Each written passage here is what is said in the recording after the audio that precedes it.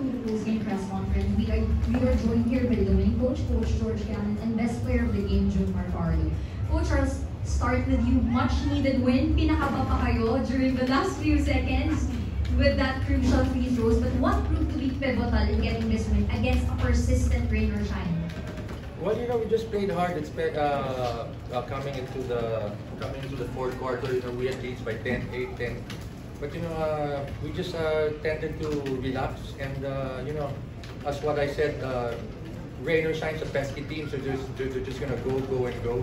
So you know, we just have to take care of the ball coming to the end game, and our rules on defense, because when Lemeti hit the 3-point shot, it was all switching, and then somebody forgot to switch, and it's really gonna hurt us. So you know, we just have to be disciplined with our rules, and things like that won't happen. Coach, you mentioned that the other locals need to do more. Your thoughts on how they came together, especially in the fourth quarter? Well, that's what I told you. No, sina Jericho, sina Marshall, they really have to step up, which they did today, and credit to them. And credit especially to their defense, but you know, I think we really gave a lot of free throws in the fourth quarter. I really don't know why. I have to watch film, but you know, we have to take care of our fouls also. I think we gave 19 free throws in the fourth quarter, so you know, that's a no-no in basketball. Thank you, Coach. Junmar, game-winning shot. Ano masasabi mo? Anong pumasok sa isip mo during that stretch? Wala na, kailangan na itira eh. Tapos, ano na yan, dying seconds na. Tapos, buti na kuha namin ito namin. Junmar, ano masabi mo, how would you evaluate how you guys handle this game, lalo against your Northern? Ay, una-una ko lang. Thank you again. Walang na-injure sa game na ito. Ayan. Kailangan namin yung panalo na ito eh. Kasi kung natalo kami 2-3, medyo mahirap din para sa amin. So, ayun, buti nakuha namin yung panalo to. Credit sa Renorsian, ganda naman na nila. Tapos, credit din sa mga teammates ko. Nag-step up lahat. Nag-step up kami lahat. Nung crucial minutes. So,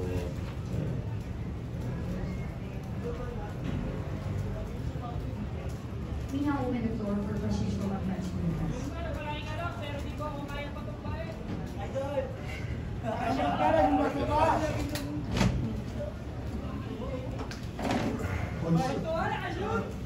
Coach, shaky itong first round nyo, but in this kind of win, malaking bagay ito.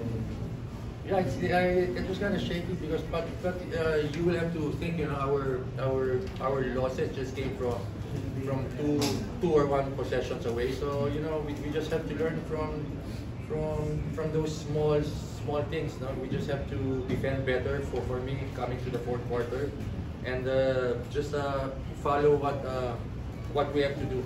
You know, these teams are veteran teams, so coming to the end, you know, I think they should be better in situations like that.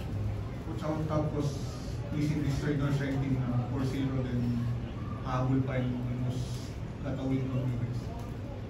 Yeah, it's very hard. You know, I'm very grateful that Junmar made that shot. But you know, as what I said, it's really a pesky team. They just play and play. So we just have to, as what I told them, we just have to control the game, and let's see what we just cannot run away with them, because you know that's their game. So you know, we have to control it for us to get the victory.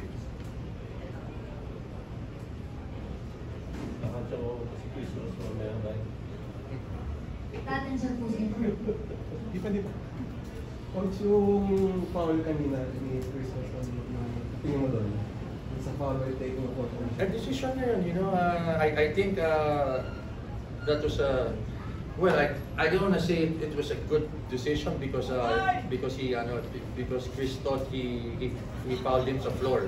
But if the referees didn't call a shooting foul, I think that was the best decision, to foul him down and to make it a free throw. contest, but you know, it is what it is. The referee called a 4-point acting foul. So you know, we just have to learn from that and move on. Coach, so yun talagang plano to foul na para at least hindi na kayo matirahan ng 4 points. Yes. Pero yung I think it came too late siguro. And the referees thought otherwise. So kasi sa amin, we thought Chris did a good decision in fouling him before he took the shot. But you know, that's what I said. It is what it is. They scored a 4-point free throw. So Yung strategy na yun, tingin mo, yun talaga, yun ang mangyayari. I think so. I think it's just not us. You know, a lot of teams are thinking of that. If they're down by 4, last 7 seconds or 6, you know, I think it's best to foul than to give an opportunity to tie. That's just my point of view. Mate. So, again, Oy, pabati. Siyempre, binabati ko Mama, Papa, Jay, Cham, Kendra, Vance, Denuncio, House Gang, House of Kraken, and Jay Car Wash, Attorney Stenso, and family, Bebe Briscore. Salamat sa inyo, and then siyempre sa mga fans ng San Miguel, salamat sa support. And sa mga House Gang, Bigoys, salamat. God bless. That ends our post-game press conference. Thank you everyone. Congratulations.